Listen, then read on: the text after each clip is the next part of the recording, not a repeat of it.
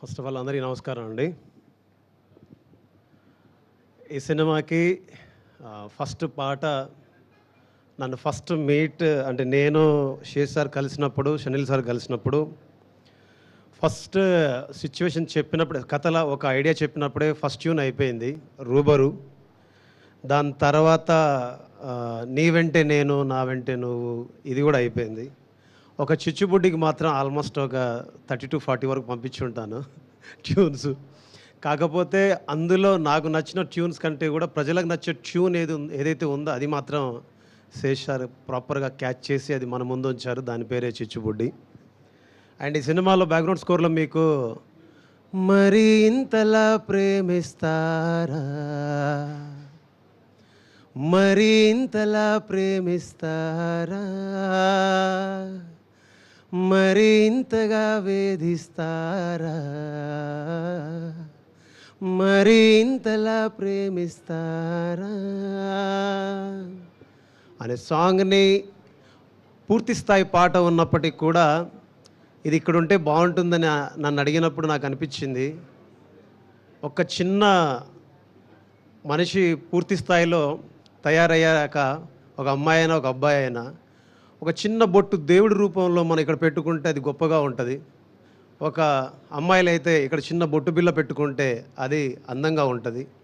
So అది చిన్నదైనా పెద్దదైనా దాని ప్రత్యేకత దానిదే కాబట్టి అది అక్కడ ఉండడం నాకు రైట్ అనిపించింది. అందుకే అది దాన్ని సినిమాలో పెట్టినప్పుడు సినిమా థియేటర్లో చూసుకున్నప్పుడు గర్వంగా ఫీల్ అవ్వడం చాలా సంతోషంగా అనిపించింది. ఇకపోతే షనిల్ డియో సార్ డైరెక్టర్ గారు షనిల్ డియో సార్, మిమ్మల్ని కలిశాక మీతో మాట్లాడాక మిమ్మల్ని కలుస్తూ ఉన్నప్పుడు మీతో డిస్కషన్స్ చేస్తూ ఉన్నప్పుడు పాటల విషయంలో కావచ్చు, పర్సనల్ విషయాల్లో కావచ్చు, నాకు అనిపించింది ఏంటంటే మిమ్మల్ని చూసినప్పుడు మీరు ఎంత శాంతంగా ఉన్నారో మీ మాటల్లో కూడా అంతే ప్రశాంతత ఉంటుంది. నిజం చెప్పాలంటే పోలిక నాకు తెలిసి గొప్పదని నేను ఫీల్ అవుతున్నాను. ఒక మదర్ తెరీసా కనుక నిజంగా బతికుంటే మీ రూపంలో ఒకవేళ జీవించి ఉంటే కనుక అంత గొప్ప మనసుని, అంటే ప్రపంచంలో కరువు లేనిది ప్రేమ ఒక్కటే అని చెప్పిన గొప్ప మనిషి మదర్ తెరీసా గారు. అందుకే నేను అంటున్నాను ప్రపంచంలో కరువు లేనిది ఒక్కటే ప్రేమ ఒక్కటే. అలాంటి ప్రేమని ఇవ్వగల మనసున్న గొప్ప వ్యక్తి Shanil sir. And thank you so much. వీలుంటే చెప్పండి, మీతో కలిసి నెక్స్ట్ ప్రాజెక్ట్ చేయాలనిపిస్తుంది, నాకు చేయాలనే కోరిక ఉంది నాకు. ఇకపోతే రెండోది, చాలాసార్లు సహనాన్ని కోల్పోతూ ఉంటాం, చాలాసార్లు ఓపిక నశించిపోతూ ఉంటుంది, చాలాసార్లు మనకు కోపం వస్తూ ఉంటుంది. ఎందుకు ఈ పని, ఎందుకు ఇదంతా అని ఒక తెలియని నిరాశ మన దగ్గరికి వస్తూ ఉంటాయి.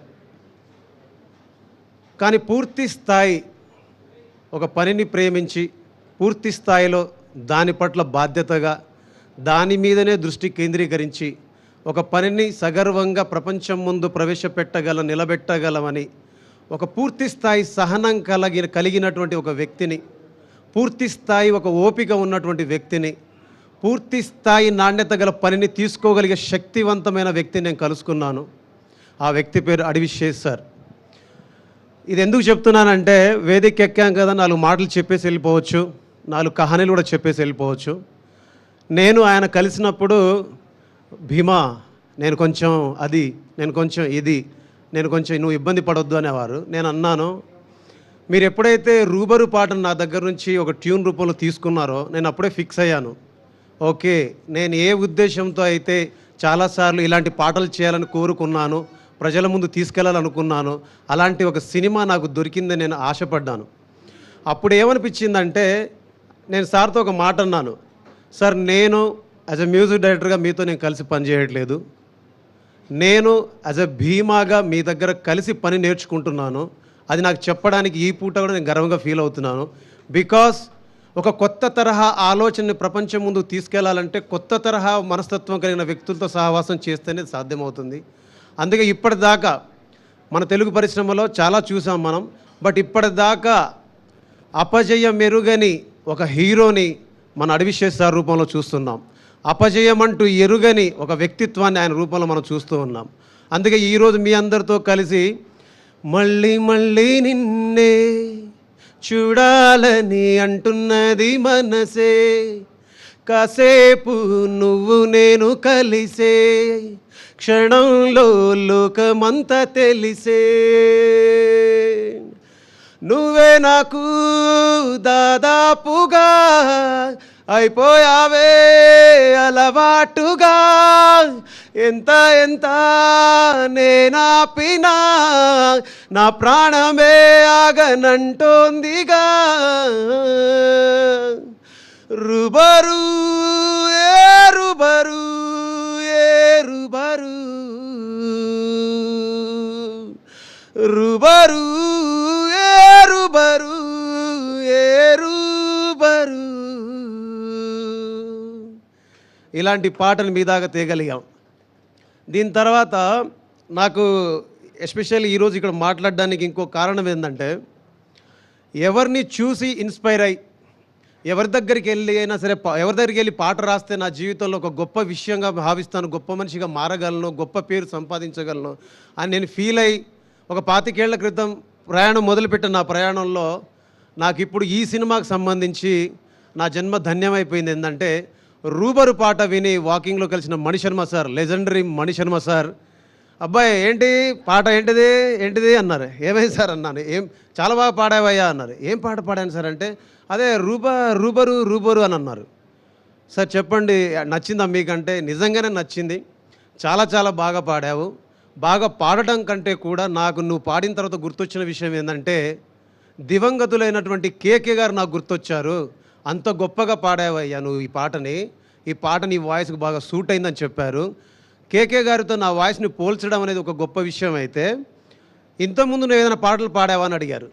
ఇంతకుముందు నేను ఎన్నో పాటలు పాడాను, అన్ని బ్లాక్ బస్టర్స్. నేను పాడిన ఎవ్రీ సాంగ్ బ్లాక్ బస్టరే, హ్యూజ్ బ్లాక్ బస్టర్స్ అనమాట.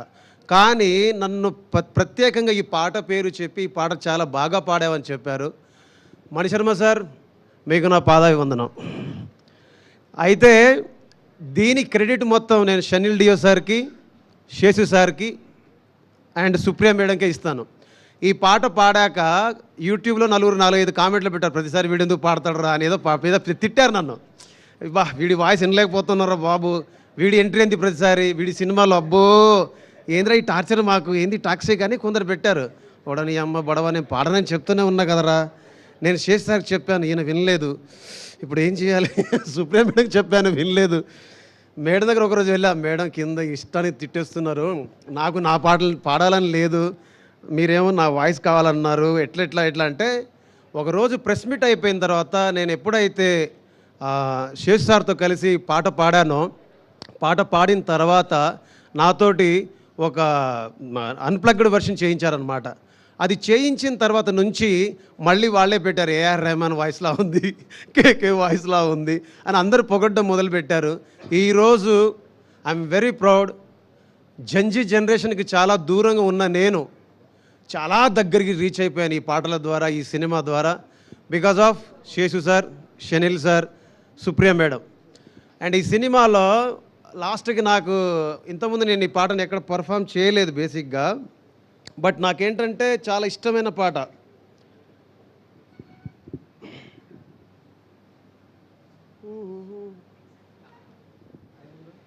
శుభ్రంగా సార్ మీరు పాడతారంటే మాకు అంటకంది అంటే మనం టైం తీసుకోవద్దు. అన్ఎక్స్పెక్టెడ్ మ్యూజికల్ కాన్సర్ట్ ఈరోజు థ్యాంక్స్ మీట్లో. ఏ రోజైతే వదిలేసి వెళ్ళావు నా ప్రేమని, ఆ రోజునే వదిలేసుకున్నాను నాశని. నమ్మేదెలా నా కళ్ళ ముందుంది నువ్వేనని, పొరపాటుగా కలగంటూ ఉన్నాన నా నిన్నని. నువ్వే నన్ను కాదన్నాక ఏమైపోతానో అనుకుంటూ ఉన్నా, కలిసిన బంధం తెగిపోయాక ఎవరికి ఎవరంటే కడవరకు తెలుసా, తెలిసేనా తెలిపేనా కలిసేనా కలిపేనా ఈసారైనా. కలిసుంటేనే ప్రేమంటారా,